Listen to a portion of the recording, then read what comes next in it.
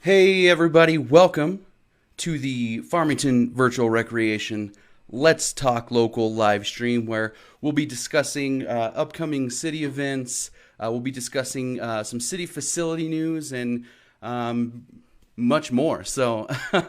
And I just want to give a shout out to the Sycamore Park Community Center. Farmington Virtual Recreation is a collaboration between Farmington Recreation Center and the Sycamore Park Community Center. So we want to give them some love too. This is a team effort. All this cool stuff that we're doing, the cool videos and media we get to put out to you guys. It's all a team effort. Without further ado, as you know, we've got a special guest. I think two. We've got a couple of special guests we're going to be talking to, and they're going to answer some questions for us, walk us through some upcoming things. And at the end, if there are any questions in the chat, of course, we'll be taking select questions. If you are going to pose a question, please make sure it's relevant to what we're talking about. We're not going to take all questions, but we will take any relevant questions that we see that can be answered. And of course, some of my questions may not have answers. We'll just see what happens. So let's hop on over and say hello. Yeesh. Well, COVID, the COVID-19 pandemic was just an out of the blue, unprecedented event. And so sadly, in March, we closed many of our divisions down in order to keep the public safe. And we thought, let the pandemic pass. I don't think any one of us ever thought the duration of this would go that long. So really the only divisions that were operating for the longest time were park operations, because they could social distance, they could wear gloves, they needed to still maintain the parks. The Farmington Regional Animal Shelter was still going, and then the golf course maintenance people were still working. So up until really May 1st, when we opened up the lake for recreation, and then May 16th, when the golf course opened, we didn't have anything going on that way. It was just stay at home. Yeah, so right now we're starting to open up a few things. Like I said, the golf course opened on May 16th. We've made a lot of changes there. If you go up to Pinion Hills or Civitan, you can't really check in 30 minutes, more than 30 minutes before your tee time. Two people can ride in a cart, but they have to be from the same household or social circle. They need to be wearing masks. We don't have any of those normal amenities that we would have, like how you feel the sand if you have a divot. We don't have those. They can't touch the flags. We don't have any restrooms on the course open, no water fountains open. Only 5 people are allowed at a time in the pro shop. The restaurant up there, Grill on the Hill, just opened. So we made a lot of modifications. We were very worried about opening up, but you know what? People came out. They were just so happy to be out on the golf course. And they were very kind and accommodating. Now, you want to add anything to that, Nat? I would. Yeah, another service that has continued in a very different fashion than pre-COVID are our senior center meal service. Jack and his team at the Yes. senior center has been working Tails their off. tails off to continue to provide senior meals to all of our seniors in the Farmington area, and they've done that consistently in and through with a greater change in procedure. You know, the seniors can come in Monday through Friday for a lunch in a congregate setting in the facility, the senior center facility, and we've kind of had to manipulate that to be a kind of to go box in a drive through capacity. So that team has had to really change their logistics in serving and packaging meals and ensuring food safety to get them to the seniors in the parking lot. And it's really increased our number of home delivered meals during this time. So the senior center too has been just working their tails off to continue those services, and they continue those today. So that was a big change due to COVID. Yeah. Like we said, the lake's open, but the area that we call the beach, we can't guard it yet. We can't have recreational swimming, but we did open that geographical spot so that people could access that. It's one of the nicest spots on the lake, open wise, where you can access the lake and sit. So geographically, the beach is open. In terms of operationally guarding it, that's not open. And then the Indian Center. The Indian Center is going to open on Monday, and so we'll have 3 days a week. I mean, they open Monday in terms of staff coming in and shopping, but Tuesday, Wednesday, Thursday, we'll be serving meals again. Again, 6 feet apart. The tables are different. There's sanitization procedures. You used to be able to do call-in orders and come in the business building and pick it up. So now we're doing curbside. So it's not really curbside or drive-through. What it is you're still doing a call-in, but we're just bringing it out to you so that your body doesn't count toward the capacity. So there's lots of modifications that we're doing out there to try to open back up to the public. Sure. So formally and informally. So first you have the Center for Disease Control. So the CDC releases recommendations and guidelines. And then the state of New Mexico has released a booklet that gets updated frequently, and it's called COVID Safe Practices, so CSPs. And those are the things that are really guiding us on how we're modifying our operations. It talks about sanitization, what products you should do, how frequently you should do. It talks about how far apart people should be or the capacity that you can have. It dictates to us, for example, that if we wanted to be doing some sort of recreation in person, that we could have 5 students to 1 teacher, but the teacher can't change. So if the teacher were sick, we'd have to cancel class that day. So there's the Center for Disease Control, CDC releases recommendations and policies nationwide. Then the state of New Mexico also has their COVID safe practices. So we review those frequently, they're updated frequently, and we implement and roll along. Basically, yes, and we are implementing those practices and policies that are designed to keep people safe.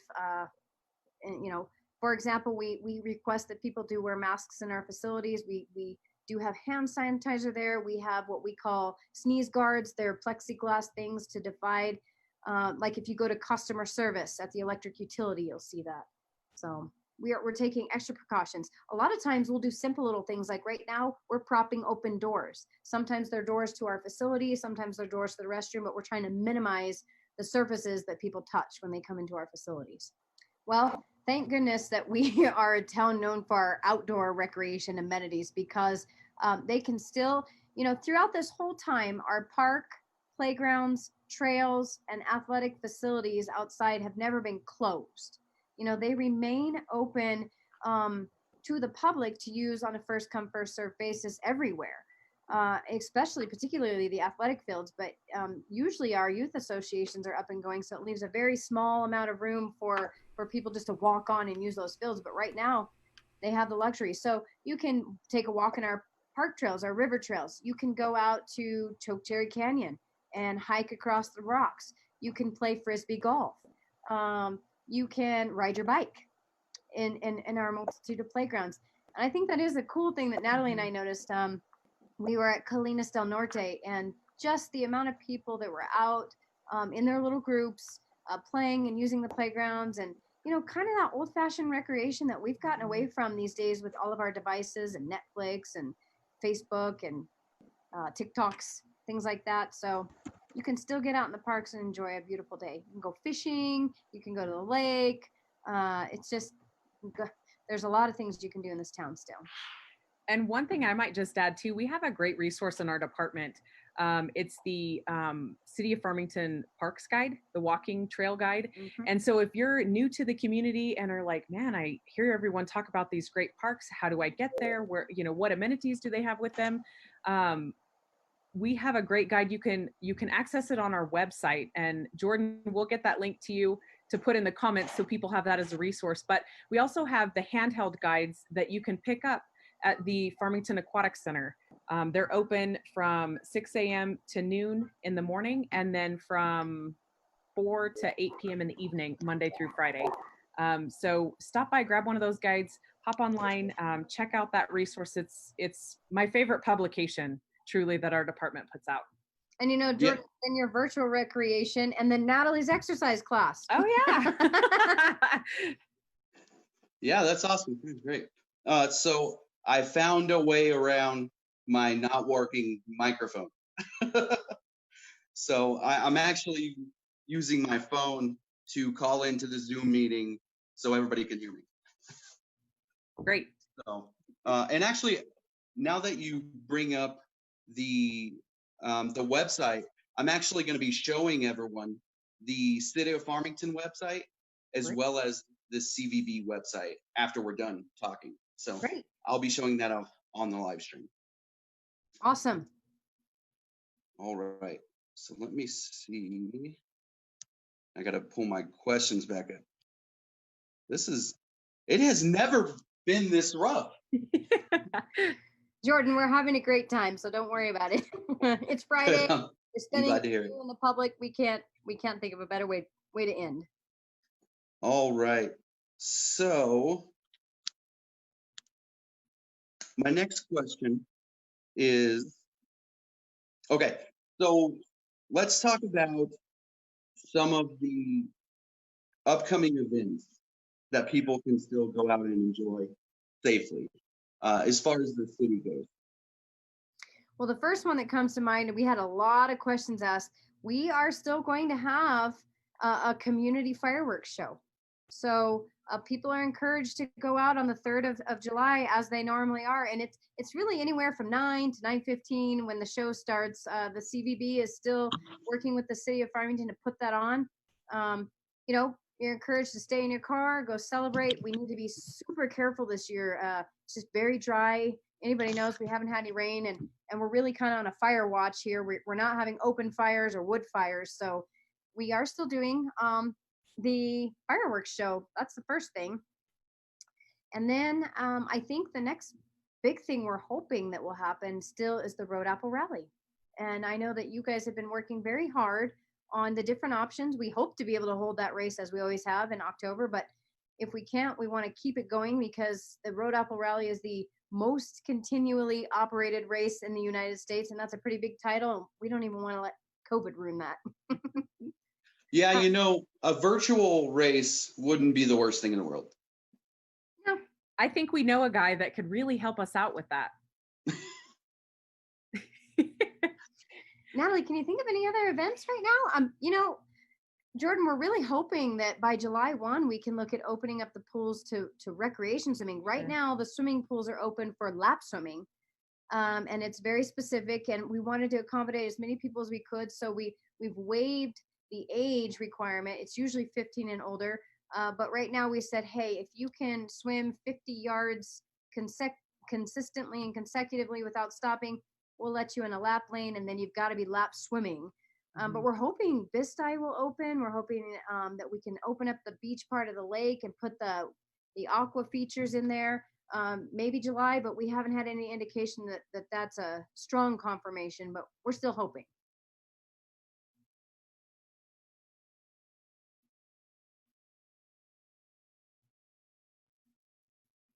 Uh-oh, we can't hear you. I think we lost you. Well, I think Ingrid with the CVB really spearheaded that. And from what I understand, that thing is very popular. It was so successful that they extended it. So I think that is, even in a post-COVID world, a really great thing that we could probably continue at least once a year. But it's been very positive and very exciting. I know the Civic Center is working really, really hard to see if we can't get some sort of Heather McGoy Children's Theater something this year. This is the 15th year, and we really want to honor that. That's such an important program for us. So I know Georgia has been working with Randy, and we're just finding any way that we can to try to bring a program like that to the community somehow with the COVID safe practices and the limitations we have. So that's great. I would really hate to see, especially those two programs, fall by the wayside. They're very near to my heart, and a lot of people really enjoy those programs.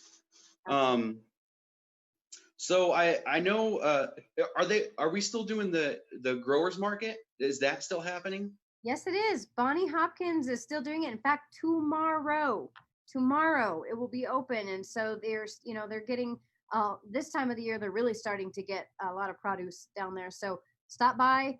They do have their own modifications and their own requirements for COVID safe practices. I don't know what all that entails, but they are going to be open and they will be happening.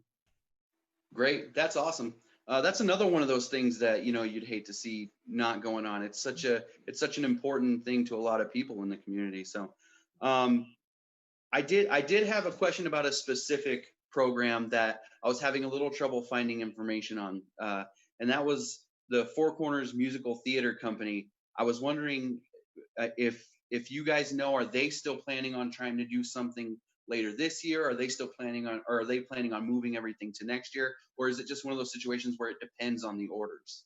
It's a little bit of everything. So unfortunately, the Civic Center, both the event side and the theatrical side, is so gathering number dependent that right now, while we're at 5, there's just not an option to do anything in person. Right now, we have rescheduled our entire summer season through September.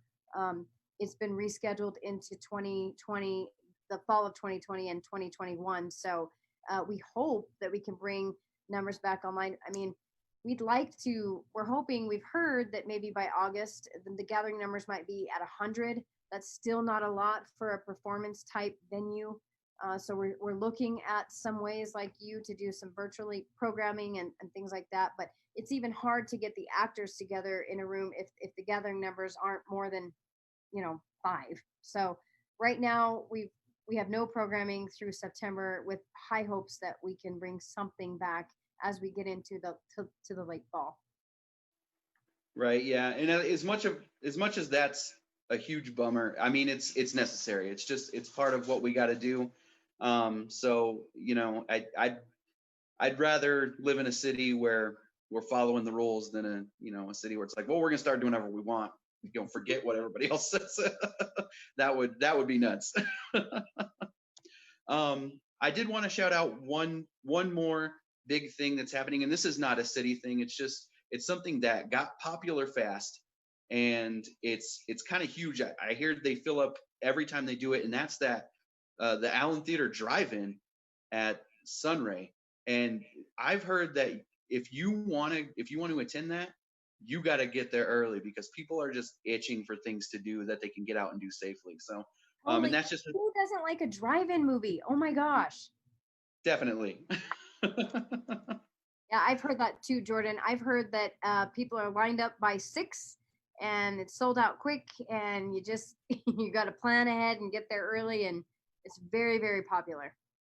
Yeah, and I mean that just goes to show that it's coming up with solutions to the climate we're in. It's not unique to government workers. It's everybody's having to come up with solutions where they can still do what they need to do, but make it safe so that they don't get in trouble and people don't get sick. And so it's just great to see local businesses like that taking the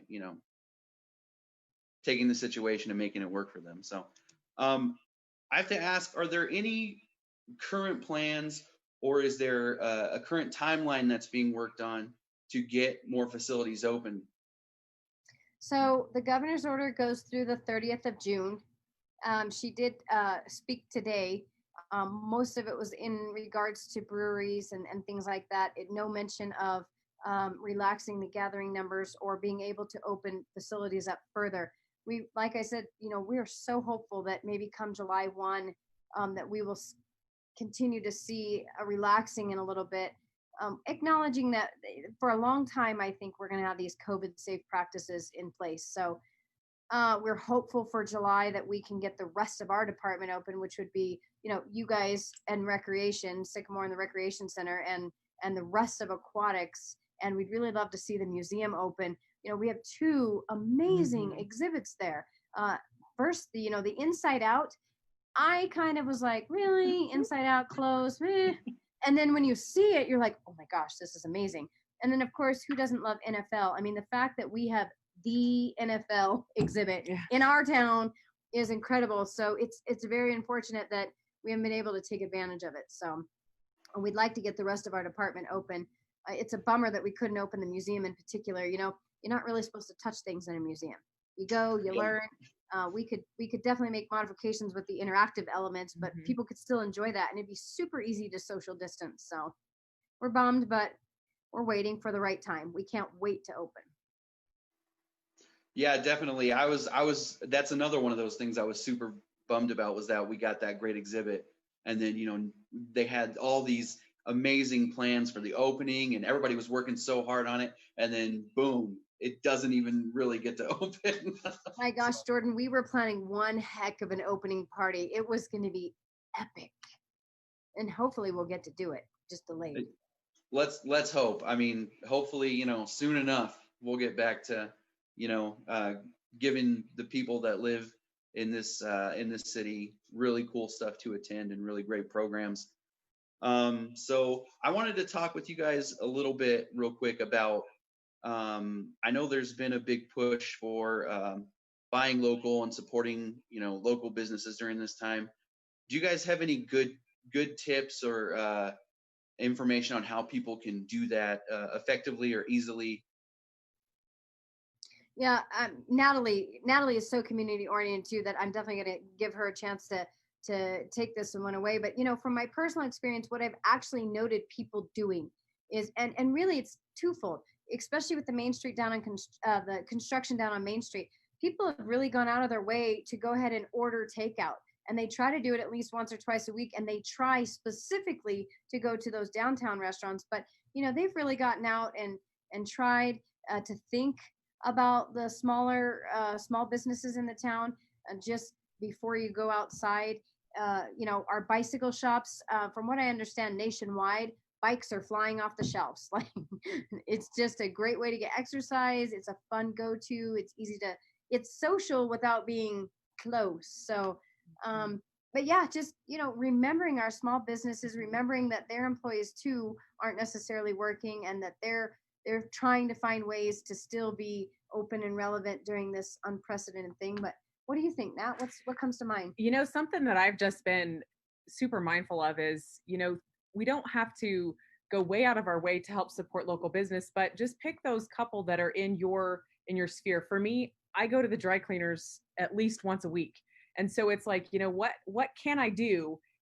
My normal stuff that goes to the dry cleaners, that's one thing, but do I have a comforter, or do I have something else? So really just investing, taking some of those things off your to-do list or your summer cleaning list or something. But again, truly just being mindful of true small businesses in the community and the families that they support, and checking things off your list, taking something for a friend or picking something up for a friend. And just, again, as Shana said, just really being mindful, and I'm continuing to do that, not just once a month, but maybe once a week. Yeah. That's great. And I mean, like we were saying before with Allen Theaters, these local businesses have had to come up with just things they've never had to do before to stay afloat. And yeah, I agree. It's great that we, those businesses that we interact with, or we did interact with before, that we make a concerted effort to keep that up if we can. Kind of rewarding that, the effort they're putting forward, because it's tough for everybody, but the local businesses are, I agree, they definitely need to be held up by the community and supported. So yeah, those are some really great points. Okay, I've got one more question. I don't really see any extra questions in the comments, and that's fine. That just means, we this stream has been something, and that just means that we get back to normal sooner. We're answering everyone's questions right now as we speak. So yeah, that's what it is. That's what it is. We're answering everything.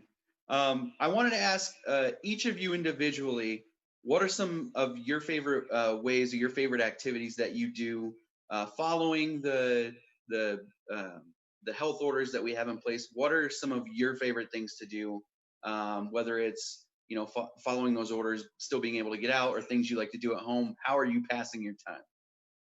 So for me, I'm an outdoorsy person anyway. I always have been. So I like to run.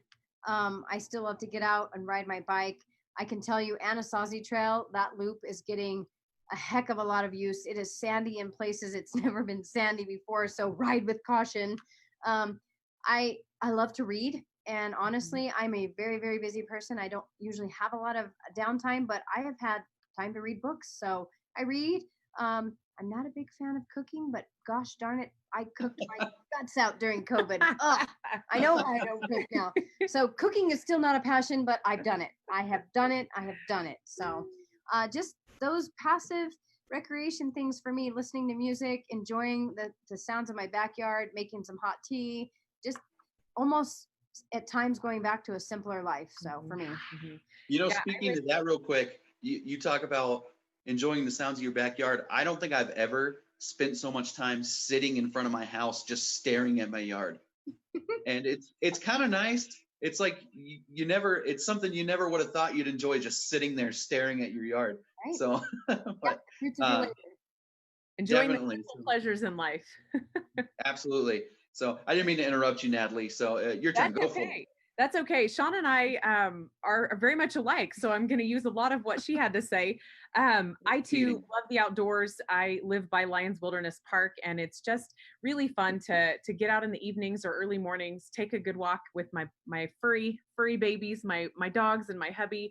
Um, but it's as much fun to just see, as Shauna alluded to when we were at the park earlier this week, to see others out enjoying that. That's fun for me to see everyone enjoying our great parks and spaces, and to having a little more downtime to grab a book and read a little bit, or really just taking the time to reconnect with friends and family, whether it be being mindful and making a phone call when you think of someone, not just think of someone. And again, I've had a really great time reconnecting and writing letters. That seems like something I haven't done in a really long time, but it's a great thing to, when you think of somebody, if you don't have the time to make a phone call, just jot a couple lines and send it to them. And just things like that, really just to, again, get back to that simpler life and utilize our time um, to make an impact in lives of others. Yeah, that's awesome. I'm not surprised you guys work so closely together. That's We like to walk, um, we like to ride bikes, we like to run. talking about the trails real quick. Actually, I just had a question pop into my head because I've had people ask me, and I don't have an answer. So maybe you guys know the so the Riverside Nature Center. There were quite a few trees that were cut down. Was that a project that had been on the list for a while? Is that something that had been planned? What was up with that? So we were very lucky recipients of federal money, and this was a collaboration between the Farmington Fire Department and park operations here in PRCA. Um, we did a lot of public education on this in terms of the people who utilize that area, and there's a group called Friends of the Nature Center, and they're kind of helpers to us. They're keepers of the land down there and the animals and the habitats that live down there. And we needed to clear out some of that invasive non-native species so that we don't get a fire. I think sometimes in Farmington we don't have a lot of natural disasters. We don't. Durango, Colorado, all around us gets big fires. We don't have tornadoes, monsoons. We have rains, but we don't flood away. Our houses don't move. But we really could get one strike of lightning in that bird park area. We could light a fire down there. So we did what was called fire mitigation, and we went in there and hand cut those. Those trees were marked before. It's a 3-year process. So this year we went in and cut out. We cleared. The second year we'll go in and we'll treat so that the invasive species don't grow back. And the third year we plant. And so the public will have forgotten about it by the third year, but we wouldn't have. And so it should grow back nicely. And we did maintain the habitats there. We worked around some of the I don't know if it was duckling seasons, but there were special nesting times down there, and we just were very cautious. We did that in the month of March. That's great. Yeah, that was a great answer. That covered the whole thing. That's awesome. All right. So it was a safety thing, sort of thinning out an invasive species sort of thing. So yeah, that's a great project. So anybody that was wondering about those trees, there you go. All right. So I don't really have any other questions. If there's any just last finishing thoughts here you guys want to throw out. I don't know. I got to tell you, Jordan, experiencing COVID is not something I ever thought I'd see in my lifetime. And in some respects, it's been very stressful to lead such a large department and our community through something as unknown and unsettling as COVID-19 was. But, in other respects, again, as recreation professionals, seeing people spend more time at home, eating dinner together, people are naturally getting off these devices that were always on. We still spend a lot of time on them, but people are putting them down. I see families out walking. I see holding hands. I see it's kind of cool because some of the older American values are coming back, and So it's not all negative. It has been a very stressful time for our small businesses, for our community to be um, just searching their way through this. But I commend our community on how they've handled it, and I know that we're ready to see faces and interact again. We miss our citizens. We miss our community members. Uh, People in this department work off of passion, and they love to be impactful. And so we can't wait to get back to a new normal, maybe, but a more normal thing than this. So that's just really my thought. Absolutely. Yeah. Natalie, what do you think?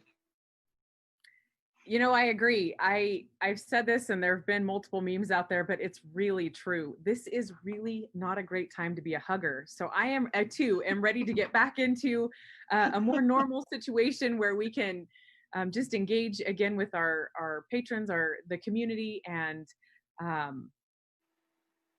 do our part to continue to make a difference in the community.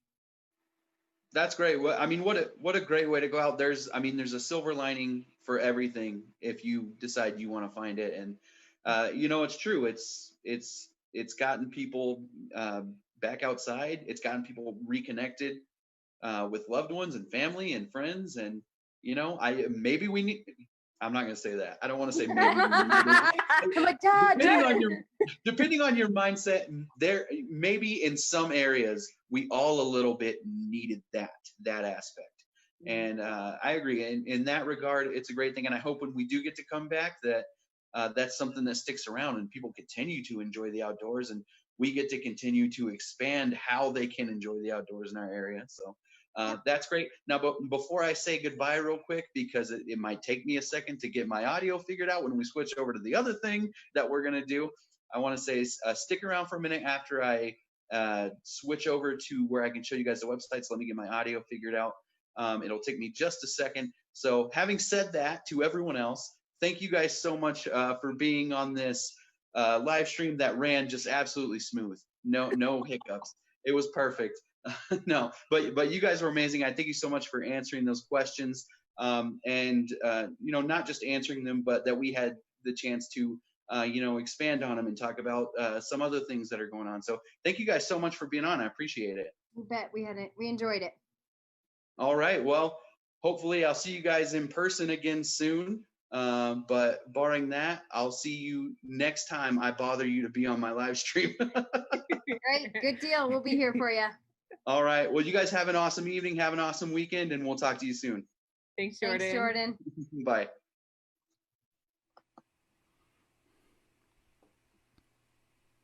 All righty. So we're going to go ahead and continue using the Zoom audio here. Oh, and there goes my chair. Let me. Gosh, this is something else. I tell you. You guys can't see me. I just nearly fell out of my seat. Okay, so let's get through this. I'm gonna go ahead and show you guys these two websites that are just great tools, really useful. Let's go ahead and take a look. The first one we're gonna look at is gonna be the official City of Farmington website, and this is of course fmtn.org, and this is where you can find all of your official city information, the official facility information. So let's just look at a few things here. I'm going to show you guys. The first thing is right here. If on the homepage, you'll see this. Click here for coronavirus COVID-19 information, and that's going to actually give you, if you're just looking for facility or city information directly related to COVID, facility closures, facility openings, that sort of thing, this is where you're going to find it. So let's take a look at just a few things on this page so I can show you what it's all about here. We're loading up. Come on now. This is what happens when you stream. But anyway, normally that page is going to load up all sorts of facility and city information directly related to coronavirus. Of course, there's top of the page is a PSA, coronavirus PSA. They've got a place where you can sign up for emergency alerts from the city, or text alerts, that sort of thing. And then you'll find links to public health orders, all sorts of cool information. So check that out when you have a minute. Look at it, see what kinds of information you can find on there. It might answer any questions you might have about City of Farmington facilities, or just COVID information in general. The second website we're going to look at is farmingtonnewmexico.org. And this site is actually run by the Farmington Visitors Bureau. So this site mainly, of course, they have COVID information as well. But if you're looking for event information, this is, in my opinion, sort of the easiest place to find it. Of course, they do still have the event calendar and event information on fmtn.org. This site's navigation's simple, it's easy to use, and it's of course another great website that promotes our awesome city and the things we can do. So for what I'm going to show you here, we're going to just click on this tab here that's going to pull down. We're going to hit events and festivals, and this is where you're going to find just about any event that's going on in the city of Farmington you can find on this website. They keep the information as up to date as possible. So of course here you can find you see the information for the virtual art walk that we were talking about. So you can find that info there. There are links. Each one has a link where you can go to find more information, or to, as far as like the virtual art walk goes, there will be, I believe there are links that'll take you where you can check out the virtual art walk, and you can actually buy artist pieces on the virtual art walk. So you can actually purchase art on the virtual art walk. Of course, this is the museum's inside out event they have going. Of course, the Gridiron Glory showcase. And again, I said it's up to date. It tells you the facility's closed. So you see there, it says the facility's closed at this time. But they've still got the info up, hopefully for when we can get those back open to the public. Again, another one, the facility's closed. Early Explorers. It'll tell you if they've been canceled. So this event's been canceled because the facility's currently closed. Here's information on the growers market, which is happening. And again, the growers market is tomorrow from 8 a.m. to 12 p.m. And that's a really cool thing to go check out. You can buy fresh produce. Everybody's really friendly. It's very cool. And that takes place, I believe it's sort of right next to the Farmington Museum, I believe is where they hold this. Let's go ahead and make sure that I'm giving you correct information. I don't want to tell you something that's not true.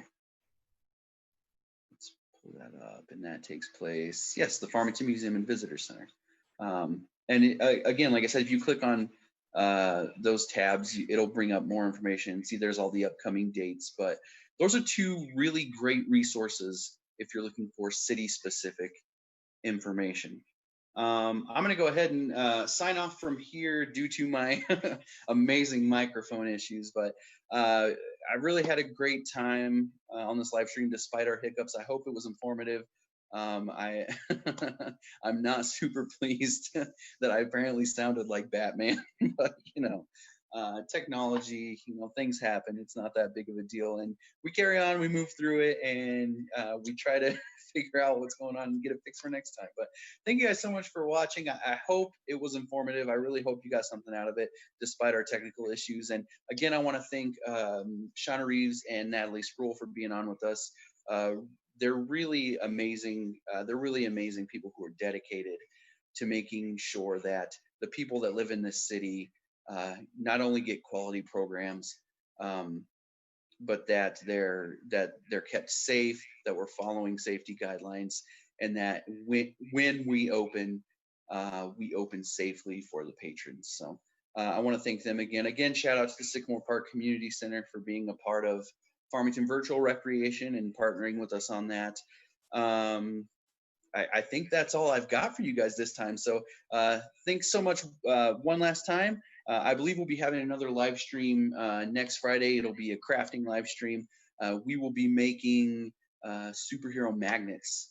So I will get the information out on that on the Farmington Recreation Center Facebook page. I'll definitely get a materials list for anybody that wanted to follow along with that.